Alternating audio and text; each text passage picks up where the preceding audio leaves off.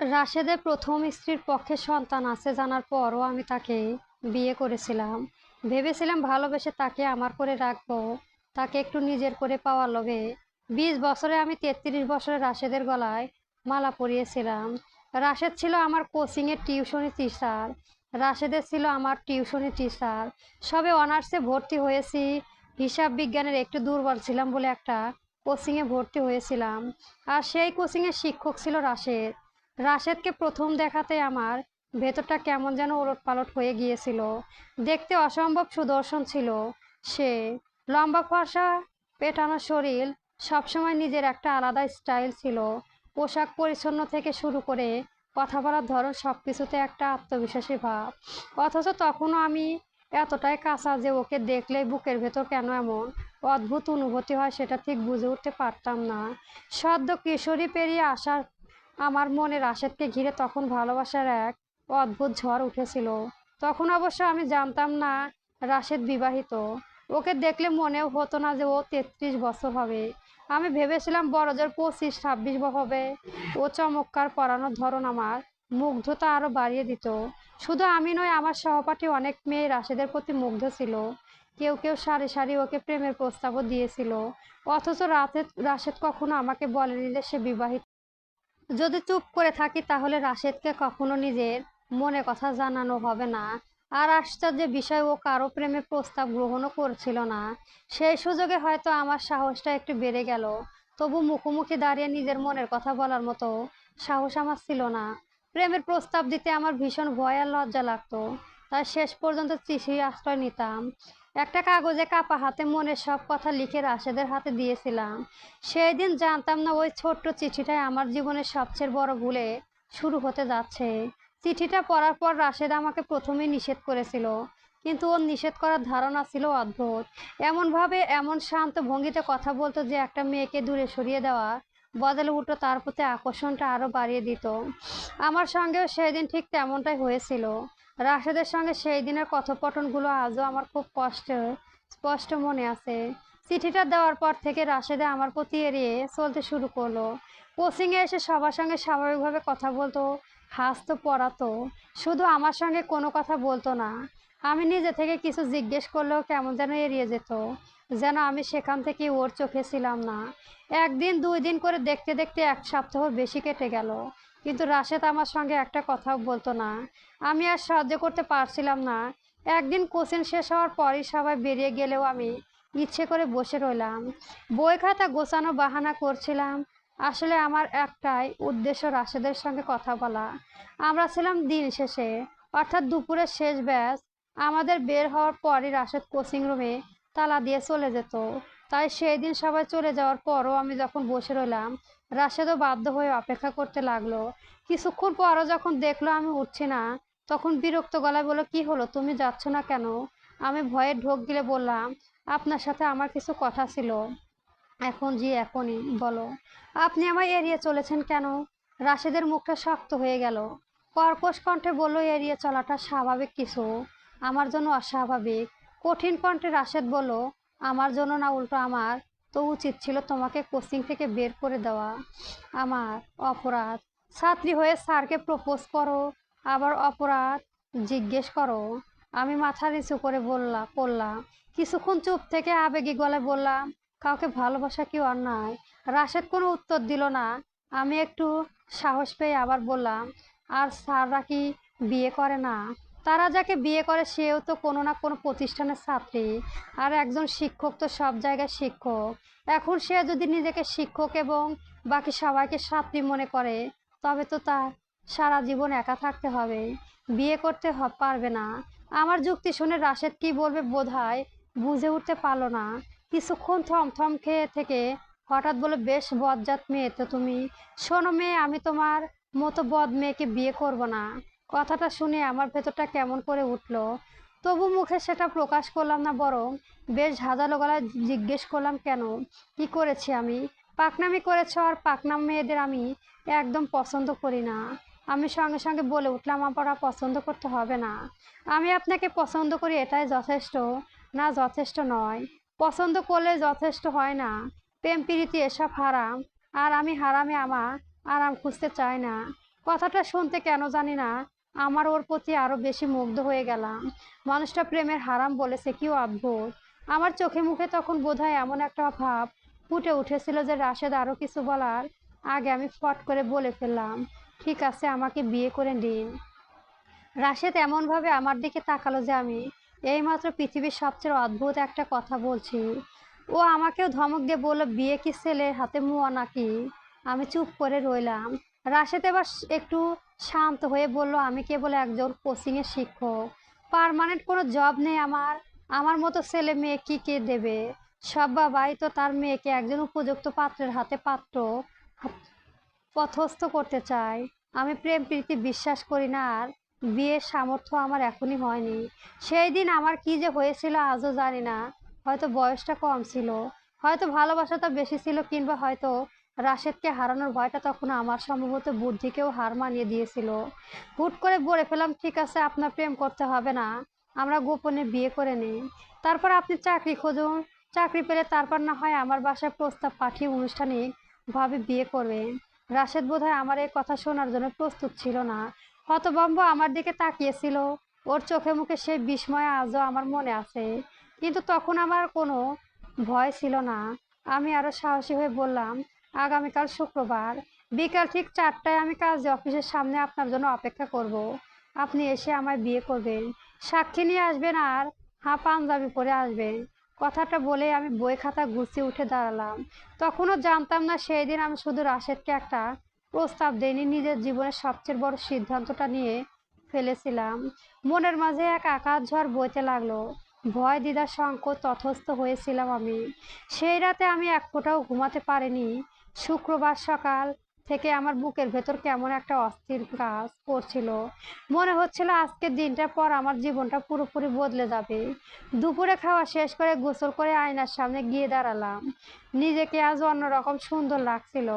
হয়তো সাজের কারণে, নয়তো নিজের ভেতরে আনন্দটা সেই দিন আমার মুখে আলাদা একটা আলো এনে দিয়েছিল। আমার নিজের কোনো লাল শাড়ি ছিল না, তাই রিমার কাছ থেকে একটা লাল শাড়ি ধার করে পরলাম। শাড়িটা খুব সাধারণ ছিল, কিন্তু সেই দিন আমার কাছে সেটাই পৃথিবীর সবচেয়ে সুন্দর শাড়ি মনে হচ্ছিল। হাতে এক গুচ্ছ লাল চুড়ি পরলাম, হাতে নইলে টুংটাং শব্দ হচ্ছিল। কপালে ছোট একটা লাল টিপ দিলাম, চোখে কাজল টানাটাম, ঠোঁটে হালকা লাল লিপস্টিক। আয়নার সামনে দাঁড়িয়ে নিজেকে দেখে হঠাৎ মনে হলো, সত্যি কি আজ আমি বউ হতে যাচ্ছি। বুকের ভেতরটা কেমন যেন ধক করে উঠলো। 20 বছর বয়সে একটা মেয়েকে পৃথিবীতে কতটা ছোট হয় তখন বুঝিনি। আমার পৃথিবী কেন্দ্রবিন্দু তখন রাশেদ। পরিবার কি বলবে, সমাজ কি বলবে, ভবিষ্যৎ কি হবে, কোনো কিছু তখন আমাকে একটা ভাব ছিল না। আমার কাছে শুধু মনে হচ্ছিল আমরা যাকে ভালোবাসি আজ তাকে নিজের করে পেতে যাচ্ছি। হোস্টেলে থাকতাম বলে কোথাও যাচ্ছি, কোথায় যাচ্ছি এসবের কোনো কাউকে তেমন জবাবদিহি করতে হতো না। সে স্বাধীনতা সেই দিন আমার কাছ থেকে আশীর্বাদ মনে হয়েছিল। আমার রুমমেট, একই সঙ্গে আমার সবচেয়ে কাছের বান্ধবী রিমাকে সঙ্গে রওনা হলাম কাজী অফিসের উদ্দেশ্য। হোস্টেলে গেট পেরিয়ে রাস্তায় পার রাখার পর আমার মনে হচ্ছিল আমি যে স্বপ্নের মধ্যে হাঁটছি। রিমা অবশ্য আমার মতো আনন্দিত ছিল না, বরং পুরো পথ জুড়ে ওর মুখে চিন্তার ছাপ। কাজী অফিসের দিকে যেতে যেতে হঠাৎ আমার হাতটা চেপে ধরে বলেছিল, তিথি, আর একবার ভেবে দেখ, এত বড় একটা সিদ্ধান্ত এভাবে হুট করে নিতে নেই।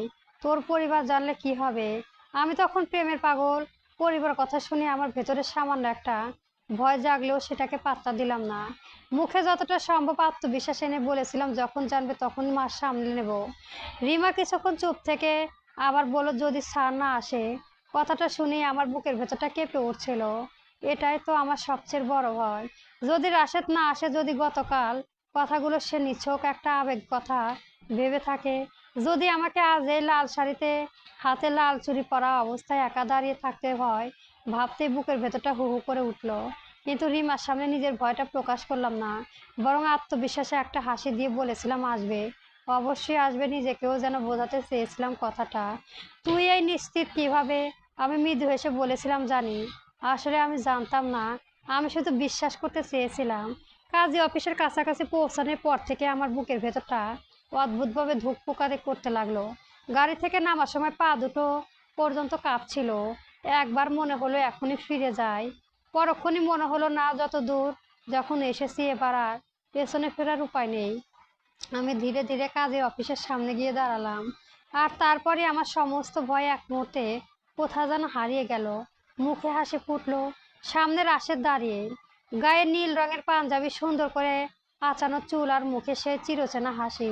আমায় দেখে হেসে বলল, মাশাল্লাহ, আমার হবু বউকে দেখে তো আসমানের পরীও হিংসা হবে। আমি সত্যি ওকে পেয়ে গেছি। সেই দিন আমাদের বিয়েতে কোনো আয়োজন ছিল না। ছিল না ফুল, গায়ে শব্দ, আলোকসজ্জা কিংবা আত্মীয় স্বজনের ভিড়।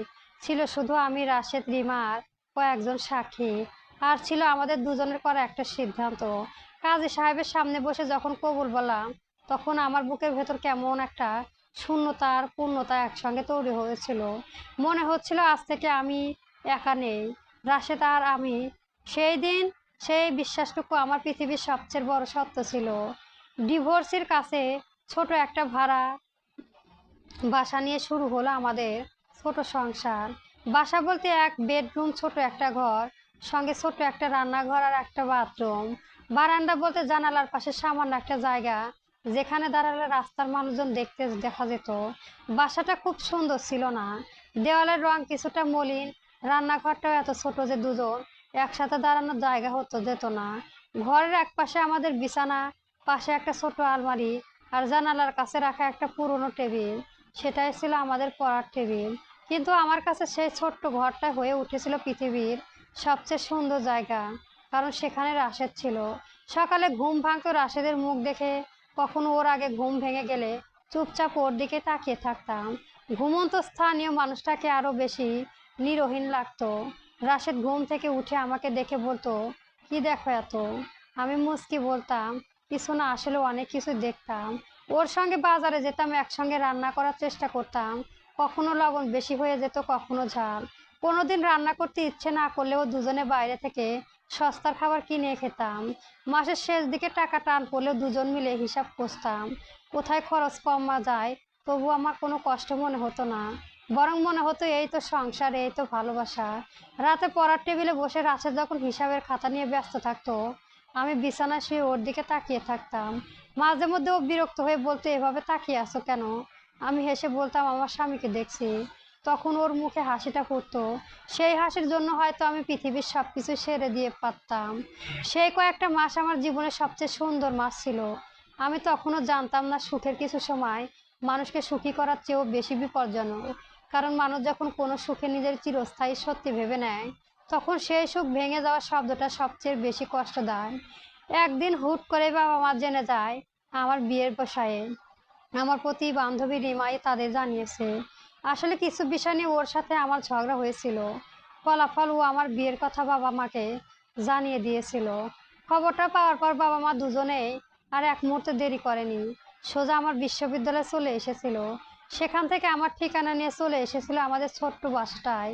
সেই দিন দুপুরবেলা আমি আর রাশেদ খুনসুটিতে মেতেছিলাম। তখন দরজায় টোকা পড়লো। রাশেদ আমাকে দরজা খুলতে বলে ও শার্ট পরতে লাগলো। দরজা খুলে আমার দম বন্ধ হয়ে আসলো। মনে হলো এখনই হার্ট অ্যাটাক করবো, অথবা টেনশনে মোছা যাব। আমার সামনে বাবা মা দাঁড়িয়ে। আমাকে দেখে মা কড়া গলায় জিজ্ঞেস করলো, তুই এখানে কি করছিস? আমি থমথম খেয়ে গেলাম। ততক্ষণে রাশেদ দরজার কাছে এসে গেছে।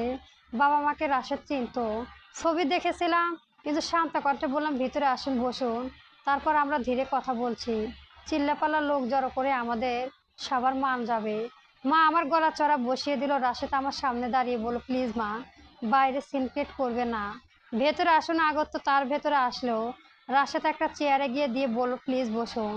বাবা মা বসলেন। আমি চেয়ারের মতো রাশেদের পাশে দাঁড়িয়েছিলাম। কিছুক্ষণ কেউ কোনো কথা বলল না। নীরবতাটা এতই ভারী ছিল যে আমার বুকের ভেতরটা আরো বেশি কাঁপছিল। শেষ পর্যন্ত মা বললেন, কেন করলি এমন বল? আমি চুপ করে রইলাম। সত্যি তো, কি করব? আমি যে ভুল করেছি সেটা স্বীকার করার মতো সাহস তখনও আমার হয়নি। আর নিজের সিদ্ধান্তকে ভুল বলার মতো মানসিক অবস্থাতেও আমি ছিলাম না। রাশেদ তখন নরম গলায় বলল, আমরা ভুল করেছি, প্লিজ আমাদের ক্ষমা করে দিই। তিথি, তুমি বাবা মায়ের কাছে ক্ষমা চাও। আমি মুখ তুললাম না। বাবা এতক্ষণ চুপচাপ বসেছিল। এবার খুব শান্ত গলায় স্বরে বলে, তিথি, তুমি আমাদের একমাত্র মেয়ে। কণ্ঠটা শান্ত হলেও ভেতরে এমন একটা ভারী ছিল যে আমার বুকের ভেতরটা কাঁপিয়ে দিল। বাবা বলল, তোমার কোনো ইচ্ছে আমরা অপূর্ণ রাখিনি। তোমাকে বিশ্বাস করে হোস্টেল থেকে পড়ার অনুমতি দিয়েছি, তুমি একটা ছেলেকে পছন্দ করেছো, সেটা আমাদের বলতে পারতে। আমরা হয়তো প্রথমে রাগ করতাম, হয়তো তোমাকে বকতাম, কিন্তু খোঁজ খবর নিয়ে যদি ছেলেটাকে ভালো মনে হতো তাহলে ঠিকই মেনে নিতাম। বাবা একটু থামলেন, তারপর আমার চোখের দিকে তাকিয়ে প্রশ্ন করলেন, তাহলে বলো কেন এমন করলে? কেন আমাদের বিশ্বাস ভাঙলে? আমি মাথা নিচু করে রইলাম। আমার বলার মতো আসলে কিছুই ছিল না। আমি জানতাম বাবা ঠিক বলেছে, কিন্তু তখন আমার কাছে রাশেদকে ছেড়ে দেওয়ার মানে যেন নিজে পৃথিবীর ছেড়ে দেওয়া। বাবা দীর্ঘশ্বাস ফেলে বলল, তোমাকে এই ছেলেটার সম্পর্কে কিছু জানানো আছে। ও গ্রামের বাড়ি, লোকজনের কাছ থেকে আমি যা জেনেছি সেটা তোমার জানা দরকার। আমি ধীরে ধীরে মাথা তুললাম। বাবা বললেন, ছেলেটার নাম রাশেদ, বয়স 23 বছর, আর আমার আগেও একটা বিয়ে হয়েছিল, সেই স্ত্রী, ওই একটা সন্তানও আছে। কথাটা শুনে মনে হলো কেউ যেন আমার মাথার উপর আকাশ ভেঙে ফেলেছে। আমার পায়ের নিচে মাটি কেঁপে উঠলো। আমি ধীরে ধীরে রাশেদের দিকে তাকালাম। ওর মুখের দিকে তাকিয়ে আমার বুকের ভেতরটা কেমন ফাঁকা হয়ে গেল। বাবার কথাগুলো কি সত্যি? রাশেদ কি সত্যি বিবাহিত? ওর একটা সন্তান আছে? আমি কিছু বলার আগে রাশেদ বেশ আত্মবিশ্বাসী গলায় বলে উঠলো, এটা মিথ্যে তিথি। ওনারা তোমাকে আমাকে আলাদা করার জন্য এমন বলেছে। আমি স্তব্ধ হয়ে রাশেদের দিকে তাকিয়ে রইলাম। ওর চোখে ভয় ছিল না, বরং এমন একটা আত্মবিশ্বাস ছিল যে বাবা বলা প্রতিটি কথাই মিথ্যে।